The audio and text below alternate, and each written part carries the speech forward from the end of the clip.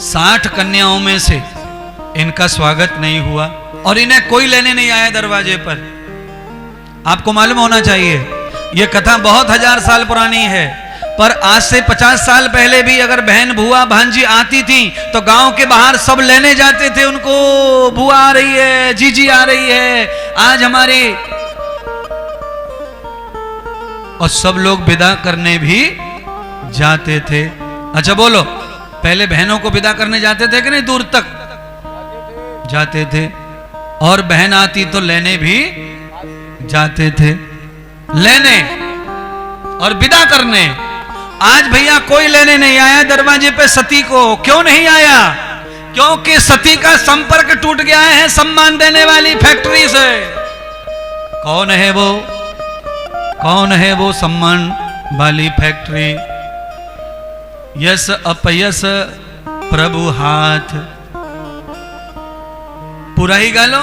हाँ नीलाव जीवन मरण, यस अपयस प्रभु हाथ, यस अपयस मान सम्मान, ये सब भगवान के हाथ में है। हम और तुम सब सम्मान चाहते हैं। नारद भी चाहते थे सम्मान। नारद ने सम्मान पाने के लिए भगवान विष्णु से कहा कि मुझे विष्णु बना दो, मुझे ब्याह करना है, और गए पर मिला नहीं सम्मान। खूब गर्दन हिलाई कि ये माला मेरी है, मुझे मेरी तरफ लाओ, मेरी तरफ लाओ, मेरी तरफ लाओ, पर नहीं। क्यों? क्यों नहीं? क्योंकि जिन्होंने नारद को बंदर का, सकल बंदर का रूप दिया, वही नारायण भगवान चाहते नहीं थे कि आज नारद का सम्मान हो। क्योंकि आज अगर सम्मान हुआ, नारद की तपस्या वपस्या सब खत्म हो जाएगी। तो भगवान ने मदद तो की, भगवान ने, पर सम्मान नहीं होने दिया। मदद करते समय लीला ऐसी की और तप बचा लिया नारद का, नहीं तो तप चला जाता। कामदेव को विजय करके नारद आए, और इस माला पढ़ने का मतलब है ब्याह करना। ब्याह करने का मतलब सब खत्म, कोई तप नहीं बचेगा, फिर कोई जप नहीं बचेगा। हाँ, आप सब लोग जानते हैं ब्याह करने का मतलब क्या होता है। तप और जप और तप और जप सब समाप्त की हो रहे हैं, कुछ नहीं बचता है, फिर सब समाप्त हो जाता है। नारद का तप अलग था। कैसा था? काम विजयी, इंद्रिय विशेष वासना विजयी, कामदेव को भी पराजित करके आए। ऐसे नारद का भी हाल भगवान ने नहीं चाहा तो सम्मान नहीं मिला। क्यों? नारद की इच्छाएं जो थी वो सम्मान बिगाड़ने वाली थी, इसलिए भगवान ने एक दिन एक बार सम्मान बिगाड़ा और हमेशा का सम्मान बचा लिया। भगवान की अद्भुत लीला है। सम्मान नारद का एक जगह नहीं हुआ सभा में, पर आज तक सम्मान हो रहा है। इसीलिए क्योंकि नारद ने भगवान की बात को पहले माना और फिर नहीं माना, और नहीं माना तो नहीं हुआ सम्मान, और पहले माना, मानकर गए तपस्या करने तो जीत के आ गए सब इंद्रियों को। और आज भगवान ने कहा कि मत चक्कर में पड़ो, तुम्हें तपस्या का अभिमान हुआ है, इस कारण तुम्हारा अभिमान भी नहीं रहेगा और सम्मान भी नहीं रहेगा। ध्यान रखिए, अभिमान सम्मान को भी ले डूबता है। फिर से सुनो, अभिमान सम्मान को भी ले डूबता है। इसीलिए कभी ईगो हर्ट करो ही मत। आप क्या हैं उसका अभिमान मत करो। दुनिया गौरव कर रही है ना आपके होने का, आपको क्या जरूरत है अकड़ के चलने की? सारी दुनिया कह रही है ना जय हो जय हो। जब लोग जय कर रहे हैं तो तुम काहे को अकड़ रहे हो? दुनिया से ही आ जाएगा रिपीट, दुनिया से ही रिस्पॉन्स आ जाएगा कि तुम्हारे बारे में दुनिया क्या सोचती है। दुनिया बताती है कि हम क्या हैं, चाहने वाले बताते हैं कि हम क्या हैं, ये तुम सब समझ लो। इसीलिए हम क्या हैं इस बात का कोई गर्व करने की जरूरत नहीं है। गौरव दुनिया कर रही है, दुनिया गर्व कर रही है। जो करे दुनिया करे, तुम्हारे कैरेक्टर के बारे में तुम्हें कुछ करने की जरूरत नहीं है। क्यों? अगर तुमने किया तो भाई सम्मान भी चला जाएगा। रावण को अपनी शक्ति का गर्व था, इसलिए धाड़ता ही रहता था, हर समय धाड़ता रहता था। मतलब सबको मच्छर मक्खी समझता, सबको तिनके की तरह उखाड़ के फेंक दूंगा, उखाड़ के फेंक दूंगा, ये भाषा बोलता रहता था।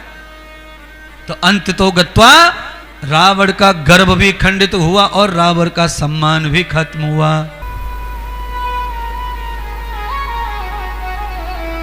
तात्पर्य क्या है इसका? ये अग्नि का दृष्टांत क्यों दिया है? ये अग्नि का दृष्टांत मैंने इसलिए दिया है क्योंकि मैं ये बताना चाहता हूं कि छोटे छोटे संकट, छोटे छोटे दुख, छोटी छोटी विपत्ति, ये सब सहन की जा सकती हैं। इनको मिटाया भी जा सकता है, इन्हें खत्म भी किया जा सकता है, इन्हें संभाला जा सकता है, इन्हें सहन किया जा सकता है। रोटी पकाने वाला चिमटा गिर जाए तो पैर पर, रोटी पकाने वाली फूकनी, फूक मारने वाली चूल्हे में, वो गिर जाए पैर पर, थाली गिर जाए, चम्मच गिर जाए, प्लेट गिर जाए, ये सब पैर सहन कर लेगा। चोट लगेगी, नीला पड़ेगा, खून भी निकल सकता है, कट भी सकता है, पर ये सब सहन हो जाएगा।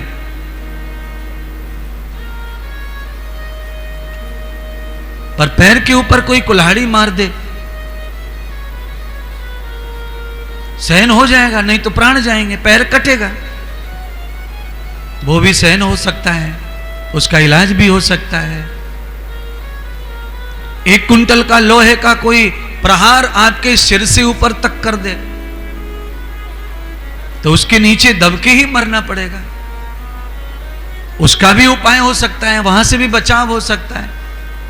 पर पूरा मकान ही तुम्हारे ऊपर बैठ जाए तो बचाव करने वाले भी बचाव नहीं कर पाते, प्राण चले जाएंगे।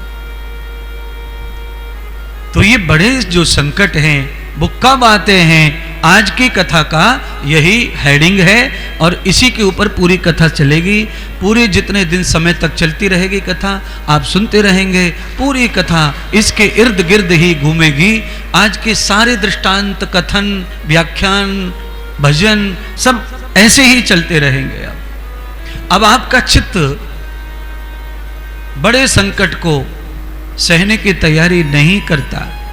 छोटे छोटे सहन होते हैं, बड़ा नहीं होगा और बड़ा संकट आएगा भी नहीं। कब नहीं आएगा, क्यों नहीं आएगा, कैसे नहीं आएगा, ये सवाल है। तो ये अभी तुलसीदास जी ने इसका समाधान किया है। जब तब सुमिरन भजन न होई, कहे हनुमान विपति तब सोही, कहे हनुमान विपति तब सोही। बड़े संकट से बचना है तो भैया सबके साथ रखो, रुचि प्रीति पर सीमित दायरे में रहो और असली जो चित्त है वो राम चरण में। क्यों? सामान्य है हम सब। सीता असाधारण महिला थी, वो सामान्य नहीं थी, क्योंकि जब उनके पति सामान्य नहीं है तो पत्नी भी सामान्य नहीं है।